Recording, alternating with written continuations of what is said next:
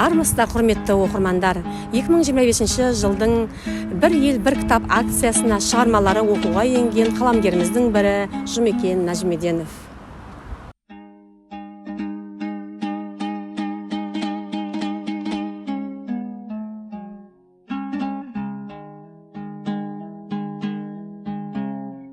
Жұмекен Нәжімеденов қазақтың көрнекті ақыны.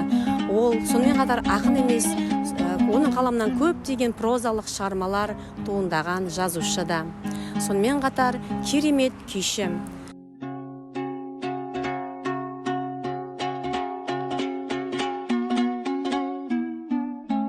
Жұмекен Нәжімеденов 1935 жылы Атырау облысы Теңіз ауданы Қошалақ деген жерде дүниеге келген.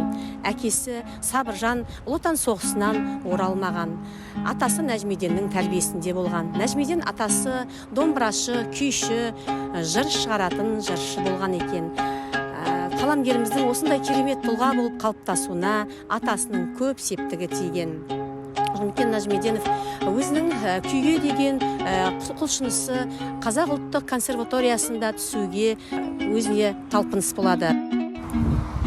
Күйшілік өнерге деген махаббатынан ақындық өнерге деген махаббаты оза түсіп, Жұмекен консерваторияны тастап, біржолата әдебиет майданына қарай аттанады. Жұмекен Нәжімеденов 2006 жылғы Қазақстан Республикасының ән ұранының авторы. Бірақ бір жылдай оқығаннан кейін өлеңге деген махаббаты, күйшілікке деген махаббатынан жеңіп шығып, өмірінің соңына дейін осы әдебиет майданында әрі қарай жалғасады. Қаламгердің қаламынан поэзиялық шығармалармен қатар прозалық көптеген шығармалар да дүниеге келген. Атап айтсақ, Кішкентай, Ақшағыл, Даңқ пен Даңқпырт атты романдар да бар. Сонымен қатар әңгімелер, хикаялар, повестер жарық көрген. Сондай керемет әңгімелерінің бірі «Бір үзімнан». Бұл «Бір үзімнан» әңгімесі әлі күнге дейін өзінің өзектілігін жоғалтпаған шығармалардың бірі. Мұнда басты кейіпкер өзінің басынан өткен зұлмат замандағы бір орны толмас өкінішін өзінің ұрпағына үлгі етіп айтып отырады. Бұл кейіпкердің өсиеті әлі күнге дейін өзінің өзектілігін жоймаған ақыл кеңес деп айтар едім. Керемет бір шығармасының бірі «Өң мен түс». Бұл «Өң мен түс» шығармасы нейрондарға қозғалыс түзейтін, сонымен қатар сол шығарманы оқи отырып, өзіңде бұл кейіпкердің өңі ме, түсі ме деген сұрақты қоясың. Оқып көріңіз, оқырман. Сіз де өз нейрондарыңызды қозғаңыз. Әр оқырманның талғамы әртүрлі. Біреу тылсымға толы шығарма оқыған жақсы көрсе, енді бірі махаббат тақырыбында оқығанды жақсы көреді.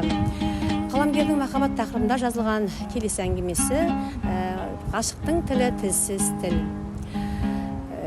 Екі жас қыз бен жігіттің тағдыры жөнінде жазылған әңгіме.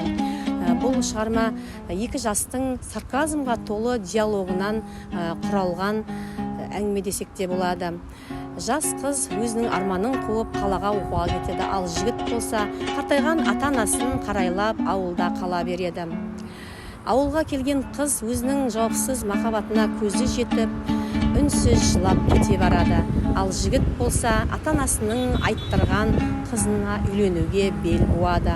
Сөйтіп, екі жас үнсіз екі жаққа ауырған жүректермен кете барады.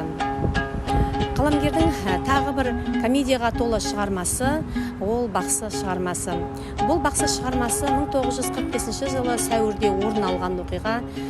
Қарт ата мен әженің немересі ауырып үйіне бақсы шақырады. Сол кездегі халықтың салт дәстүрі мен күнделікті тұрмысынан көрініс беретін әңгіме десек те болады.